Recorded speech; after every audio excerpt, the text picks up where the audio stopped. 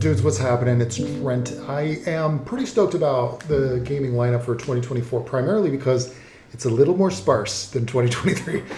So top of the list, I wanted to talk about basically my most anticipated games of this year, and I'm gonna keep it fairly short, but because there's a pretty short list, to be quite frank with you. Number one, numero uno, might be a bit of a surprise to some people, but this game is actually kind of, I don't want to say a knockoff, but it's an homage to a classic game. This is a game called Agent 64 Spies Never Die. Okay, so this is basically, it's probably my most anticipated game for 2024. I'll give you a moment to let that soak in. GoldenEye was one of my favorite games of all time, and of course you can't talk about this game without talking about GoldenEye.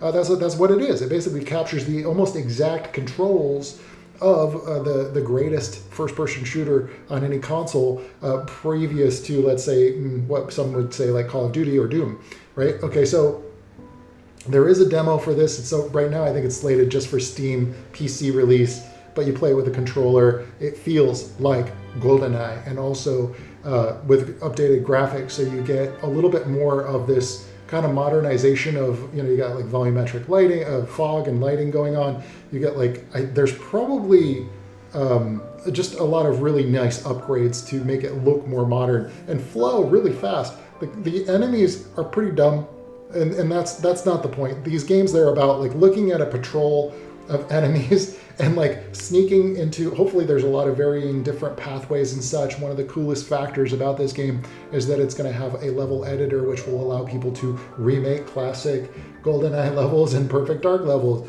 That's basically what this is. I believe it's being developed by one dude who I have tweeted to several times. He refuses to respond to me, but whatever the case. I'm really excited for this game. I would love to have worked on something like this. I'm stoked that somebody's making it as well as they are. And yet it doesn't try to do like tons of detail the way that it's not like one person making an Unreal Engine remake of Metal Gear or something. This isn't like a huge upgrade to the detail or whatever that you might find in like a Call of Duty. They're not trying to compete with a $500 million game. This is like a solo developer who just had a love for a classic game and wanted to capture that and share that for the modern era, and I think they did a really good job of it. So check out Agent 64 over on Steam. One of my second most excited games that I'm most excited for is a game called Grand Blue Fantasy Relink. Now it looks like, okay, so first of all, you guys know I'm a big Akihiko Yoshida fan. He's a concept artist who worked on Final Fantasy XII, Vagrant Story, Final Fantasy Tactics, and several, I think, Final Fantasy Online. He did a lot for that, as well as games like Four Heroes of Light and a couple other games like Bravely Default. So if you know any of those, you know what to expect from this guy's visual styling. Now, he is not doing all of the art for it. He is the concept artist / maybe art director. I don't know how much you can do both of those jobs. That's huge. But the game looks like his art come to life. And I played the demo for it on PS5. It's looking like everything that I always wished Final Fantasy would have become. This comes out like February 1st, so I'm pretty stoked. It's right around the corner. It's not something that I know I'm going to have a lot of time for. It's a deep, rich action RPG, with floating islands in the sky, airships, cute animal creatures that you can like dress up in cool armor. I don't know actually if you can change the way they look, but when you look at the screenshots of this, they even added like little contours of the way that Akihiko Yoshida likes to sketch in contours of lines to like curve forms and whatnot. And so it has to do with the shaders and the texture. The way that they capture this visually is really cool, but also the combat's pretty fun to just play around with. The user interface is so often undervalued as an art form, but this game does such a beautiful job of not going overly simplistic. They definitely had a dedicated user interface team focused on making beautiful UI that really captures the feel of a classic. It feels like a updated, if you ever played like Dark Cloud or Rogue Galaxy, like these level 5 games, it looks like this is what they should be doing. I guess you kind of get that with Dragon Quest 12 as well. But I'm just absolutely stoked for this, and it was kind of snuck up on me because Grand Blue Fantasy was known as a fighting game for a while there. And now what they do actually, his development team he's part of, I forget what the name of the company is called, but they're out of Japan, and they do art services for Square Enix and many other studios. And hey, Akihiko Yoshida, he's a busy man. He's probably in his 50s now, maybe 60s, like late 50s. I don't want to, I don't mean to be rude to the guy. He's been around a long time. Vagrant Story came out on PS1 when I was still living in my parents' basement. So it's been a while. But he's only gotten better. He's amazing at his craft, and his character design is really good. But they did such a smart move to try to capture the way his work looks, because Final Fantasy XII is my absolute favorite Final Fantasy game, primarily because of the world building, the concept art, the color choices, the user interface, the way it feels. And that's what this game seems to be capturing, is everything that I loved about Final Fantasy XII, but in a whole new universe, a whole new world. And technically speaking, every Final Fantasy is a new world. So this is like a new Final Fantasy to me. And that's, to me, way more exciting than, say, if they were to announce Final Fantasy 17 or whatever, So those are my top two that I'm most excited about. Number three also may surprise you. There's a game called Expeditions that's coming out, I believe, also in February or March. Expeditions is from the team that made SnowRunner. I've been kind of addicted to SnowRunner, I would say. Primarily because it's so zen. It's all about choosing your loadout, choosing your gear, your equipment, which path are you going to take, how much risk you want to take, making sure you got the right trailer hitch and stuff like that. This game, Expedition, seems to be a little bit more in the realm of less dealing with trailers and a little bit more dealing with navigating your environment to reach crashed planes or hidden old Aztec ruins and things like that, and trudging through some rivers and through more of a desert type of an environment. And that's pretty exciting to me. I'm pretty stoked about that. I would say not as much, and in fact, it may not be a day one buy for me. That one may end up kind of getting a little bit of the back burner, primarily because I've played about 5% of SnowRunner, and at some point I'm 150 hours into it, and I've only seen 5% of it because they kept adding to it tons of new maps and things, and at some point it just sort of feels I got to take a break from that, play other games for a while, maybe I come back to it, that sort of a thing, because it's so addictive, it's so fun, but you might think, oh, I'm just going to go and dig this truck out of the snow or out of a lake or something. That you might think that's a 5 or 10 minute thing. No, man, it's a whole ordeal, because sometimes you get there, you got the wrong truck, you don't have the right power, or you need to make sure you change your tires on your truck before you get there. You don't know what's there all the time before you get there. And I don't know exactly what to expect with this, but I'm hoping a little bit more of less dealing with cargo and more dealing with environment navigation. One of the funnest things about these games is the engine has such an incredible physics engine, or a component to the engine, where you're kicking up mud and dirt, and it all has to do with the amount of traction you got on your tires and whether you got the right vehicle for the job that you're trying to do. Obviously, we've got Final Fantasy VII Rebirth. This is the sequel to Final Fantasy VII Remake. We're talking a lot more open world. We're talking a lot more exploration. This is what I was hoping for, and I talked about this when I did my Final Fantasy VII Remake playthrough, is basically I want to see a little bit more of what we had in Final Fantasy 15. Let me cruise around with my bros. Let me fly an airship. Let me ride a freaking chocobo. Let me choose where I want to go next, and just tell me where, if I want to progress the story, I can go there. If I don't want to progress the story and I just want to explore those caves over there, or check out that little town that I didn't, that I just saw over the horizon, let me do that, And so what I'm hoping for is a little bit more of that. I've been a little bit on media blackout with this, but it's coming up soon, I believe in February. So I'm super stoked about that. Also, we got Like a Dragon, Infinite Wealth. Hands down, one of the raddest games of all time was Yakuza's, I believe it was 7. Like a Dragon, the first introduction of Ichiban and his crew of miscreants. These are some of the coolest characters in any video game ever of all time. And it's such an underdog story. And I just absolutely love the characters. I love the personalities that they have. I love that it was a play on Dragon Quest. And I believe that This one is a little bit more influenced by games like Animal Crossing. This one just seems like the characters basically they travel to Hawaii. I believe it's Hawaii. I don't know. It might be like a fictional town in Hawaii, which would be cool too.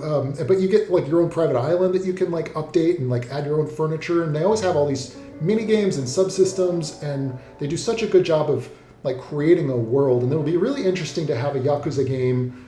It's not really called Yakuza anymore. It's called Like a Dragon, but it'd be really interesting to have that style of game take place in an American city, because we're so used to being, in a Japanese city. And if you're learning Japanese, these are like incredible games to learn Japanese from. But this one absolutely it'll be interesting to see their parody of American culture coming from a Japanese perspective. That's going to be really fascinating. Also, I don't know if the character is going to, learn to speak in English. I mean, obviously, most people are going to play the game in English if you're an American or a Westerner, but the Japanese voice acting is really good too. I highly recommend Like a Dragon Infinite Wealth, even though it can't be bad. That's all I'm saying. It cannot be bad.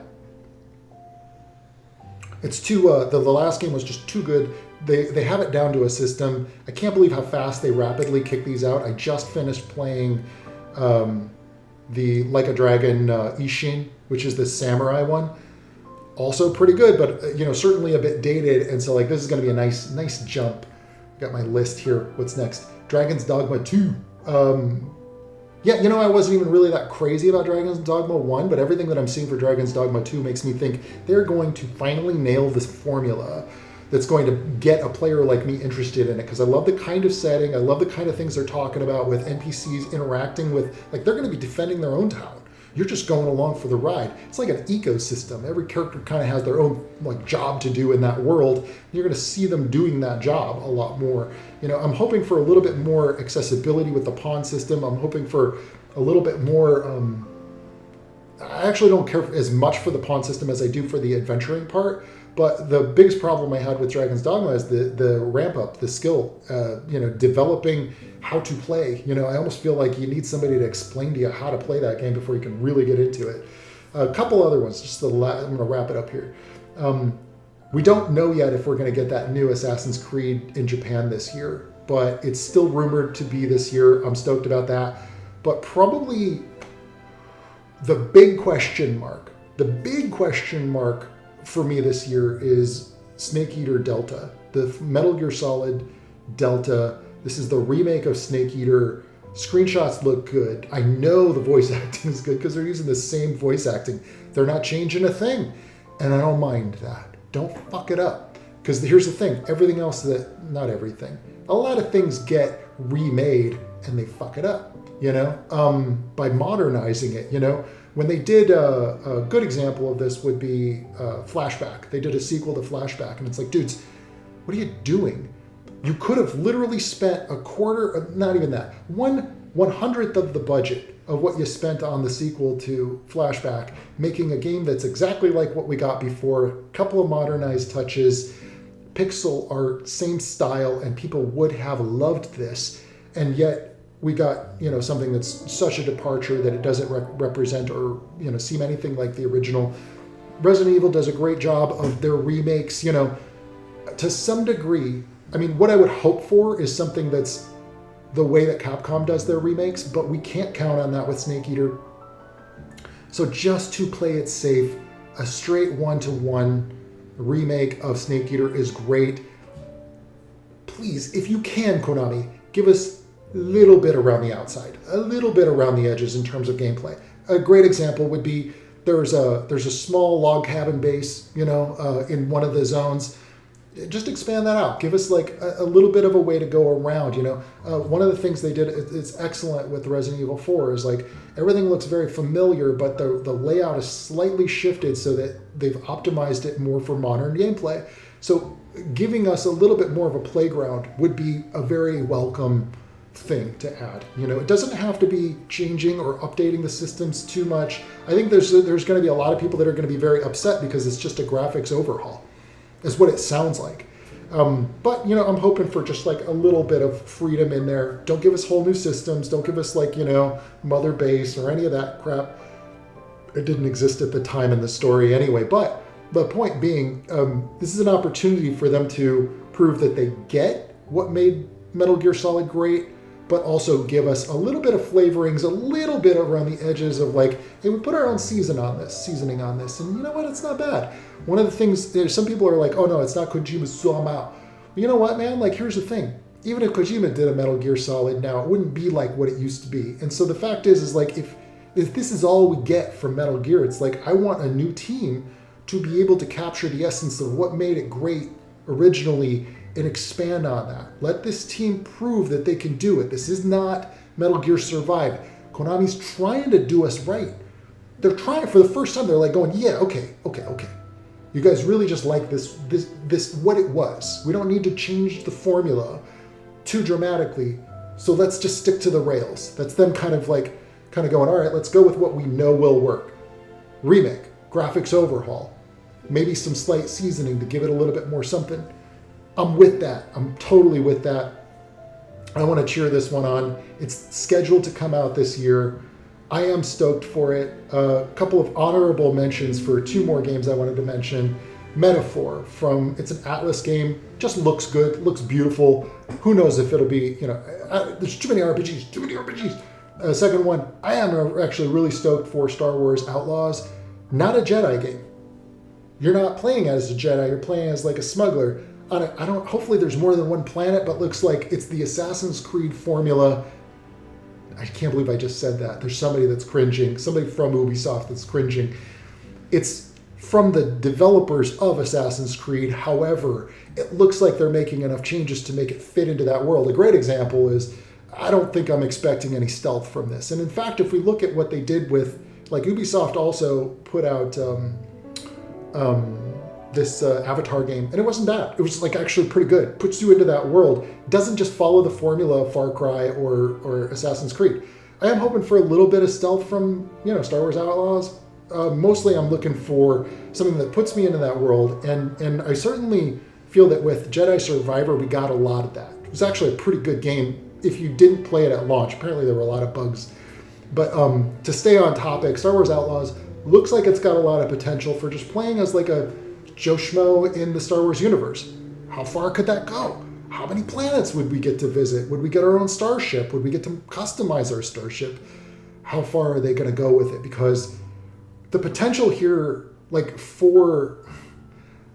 man, when are we going to get our GTA in space? I hate to say it, but I want that like big open universe, multiple planets, lots of stuff going on. Even if you've got a lot of dead areas, like Starfield promised us a lot of that, but ultimately the Starfield formula and format for what Elder Scrolls is, it is its own thing. That's not your jump on a bike and go through a chase. But I'm hoping for like that kind of thing. If I can, rob banks on a planet someplace and then skip to another galaxy where, I've got bounty hunters coming at me, from this other planet, that sounds cool. If en route I end up getting running into some Imperial troubles, that would be cool. If I could hire a smuggler to smuggle me to another planet because I need to get off world because I'm being hunted for some bounty, that I've got on my head from some other planet.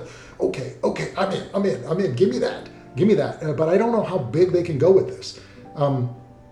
Hey man, Valhalla was massive. And even if they were able to take, for instance, Valhalla had, I think 4 DLCs or 5 DLCs that had full islands. They could literally have 4 or 5 planets and you're skipping between all of them. And that could be super exciting. Doesn't even matter if it's canon. Play around in that world. Give us sandbox, baby. So I'm stoked for what the potential for Star Wars Outlaws is. When they put the word Outlaws in there, that makes me want to rob banks or go into some, seedy looking places in the Star Wars universe and give us the raw Star Wars. Don't give us this super clean, polished, prequel Star Wars. Give us that post-Empire worn universe, as they called it, kind of a Star Wars. That would be super, exciting for me. So that's my list of 2024. That's just stuff that's been announced as of now. It's nearing the end of January. It's the beginning of the year. I thought this would be a good video for me to talk about. I'm playing a bit less games lately because I'm working on the Twilight Monk video game. If you guys don't know about it, check here on my channel. I got trailers. Check my other art channel if you want to see some behind the scenes on how I'm making that game. But I'm very curious, what are you guys looking forward to? What do I miss? I know there's something, you know, I know Forever Skies looks good, but I don't know if that's coming to console, you know? I'll play Agent 64 on my Steam Deck, but I don't know how many. I don't buy a lot of PC games because when I'm at a PC, I feel like I got to be working. I don't know if you guys feel that way, but because I work on a computer all day long, I don't want to game on a computer also. So I'm a console gamer, you know. But what are you excited about? Let me know in the comments below. Should I be playing other games here? I know there's a few games that they just announced for the Xbox thing that look pretty interesting. What is Visions of Mana? Looks kind of cool. If you like that kind of like styly JRPG style. I'm wondering, when the heck are we going to see this new Dragon Quest that they've been talking about? And are we going to get Dragon Quest Offline? Oh, I think it's called Offline. Or 2. What is it? Dragon Quest 3.5 or whatever they called it. It's like a kind of an Octopath Traveler style version of an old Dragon Quest. They announced these things like 3 years ago. Is that happening? I don't know. So, and I'm sure there's a lot of studios that are going to make some announcements this year too. It probably will be a packed year. It probably will be, at least for the next 2 months. It's pretty full, just with Final Fantasy VII and Dragon's Dogma.